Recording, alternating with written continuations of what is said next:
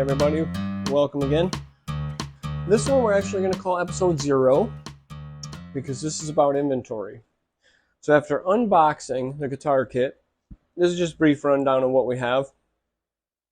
And obviously I've already done episode 1, which is preparing the wood.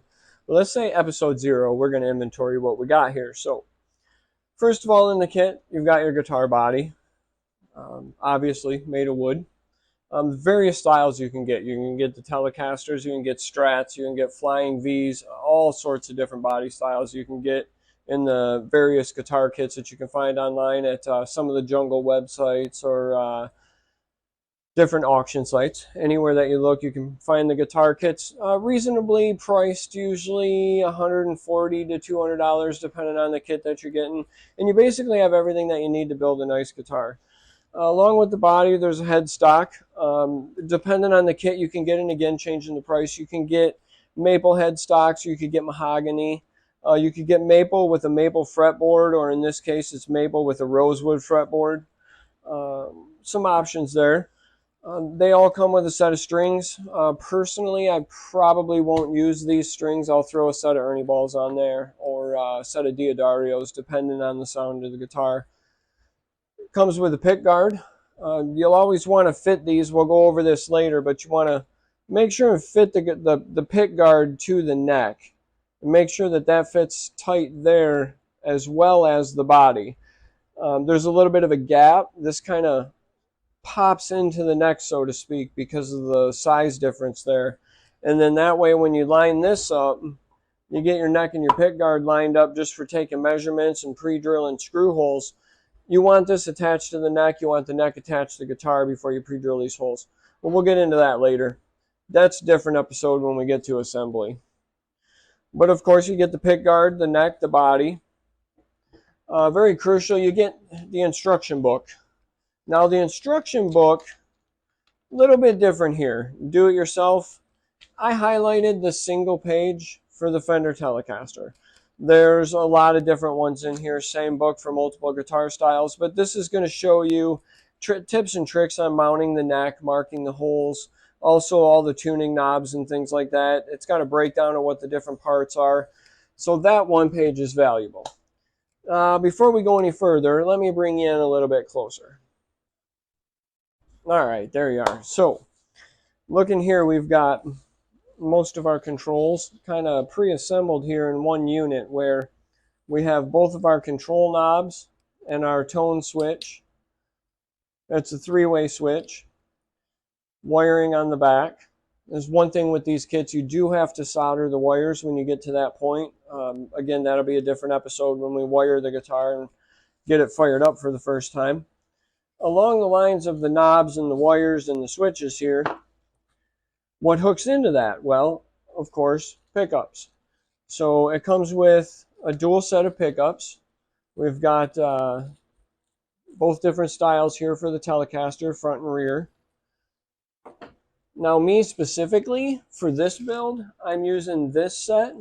This is a actual set from a 1952. I don't know if you can see the 52 on the back there. This is a set of pickups from a 1952 Fender Telecaster. So I want to go with more of a vintage sound. We could test these and see what they sound like in the future possibly, but I'd like to just go with the 1952 pickups for what I plan to do with this. Here's another bag of hardware. This is basically everything that's going to plug in and some other small accessories. You'll notice on a lot of guitars, there's a small piece here that the 2 lowest strings go through to keep tension on those. That little bit is inside here. You've got the pieces where it goes on the ends for the straps, the strap holders. Got some inserts for your tuning knobs. Also have the plug that goes in the bottom for the 1/4-inch guitar cable. Which it actually did come with a short guitar cable as well. Looks like maybe a 3 to 4 footer, maybe 6 if I was to take it out and measure it. But it does come actually with a guitar cord. Here it comes with the tuner knobs. So we can take a look at these. Let me open this up here real quick and take a look at some of these tuner knobs.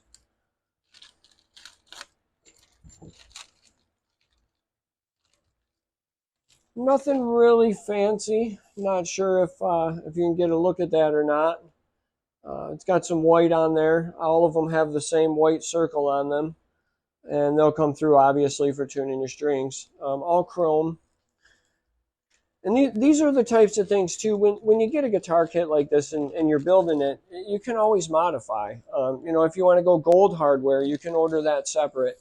If you want to go black, you can order that, or you know, stick with the regular chrome, or even paint it. The only reason I'd suggest maybe not painting all of these is because you're constantly using the thumb screws and wearing on them.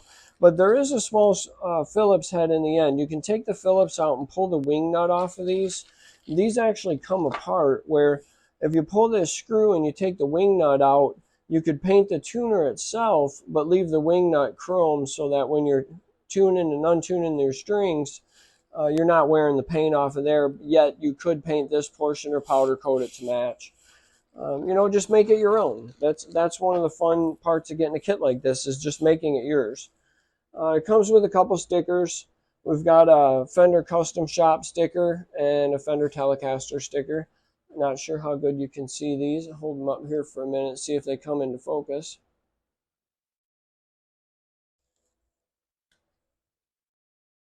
We've got the butt plate for the back.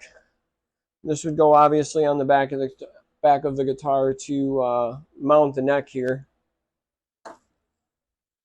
Screws that come with this. In a later episode, we're going to show mounting the neck to the body. You know, again, it takes just a little bit of drilling and precision, but as long as you take your time and you measure it right, get your holes in the right spot, you're not going to destroy the body. Here we've got another bag of hardware. Very simple, screws and springs. That's going to be holding this in place. You're going to have some tension with the screws and the springs to hold these. In a sense, it's these here, but there's extras in case there's any problems.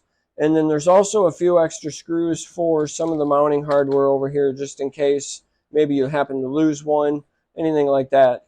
It's nice when a kit comes with some extras that match. There's extra springs that match this, there's extra screws that match here, and there's extra screws that match here. So works pretty good when they do that. Just in case anything gets missed in quality control, you've got some extra screws. Make sure you can get it together without having to hunt for hardware. But that is about it. We've got everything we need to assemble. As you've seen in episode 1, we did prep the wood. So next step is going to be mounting the neck. Once we get the neck mounted, then we'll move on to paint. After paint, we're going to seal. We're going to seal all of these holes here to keep impedance out. We'll go over that later with some steel tape.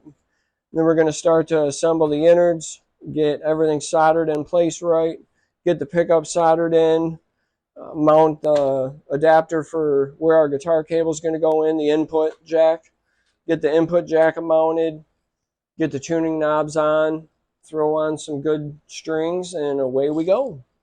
Thanks for watching so far, and we'll see you next time. If you have any questions, just bloop them down in the bottom, and I read all the comments and am more than happy to answer any questions.